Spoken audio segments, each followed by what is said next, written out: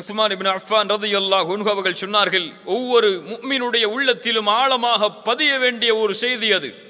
இன்ன ரசூலல்லாஹி ஸல்லல்லாஹு அலைஹி வஸல்லம் قال ஸல்லல்லாஹு அலைஹி வஸல்லம்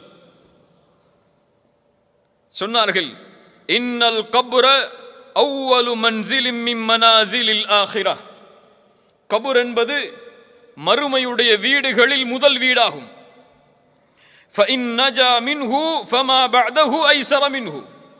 அதில் ஒருவன் வெற்றி அடைந்தால் அதற்கு பிறகுள்ள வாழ்வு அனைத்தும் எளிதுதான் அவனுக்கு.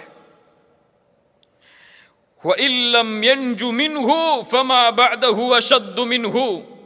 யார் ஒருவன் அதில் வெற்றி அடையவில்லையோ, யாருக்கு கபருடைய வாழ்க்கை சிரமமாகி விடுகிறதோ, அதற்கு பிறகு அவன் வெற்றி அடைவதென்பது சாத்தியமில்லாதது.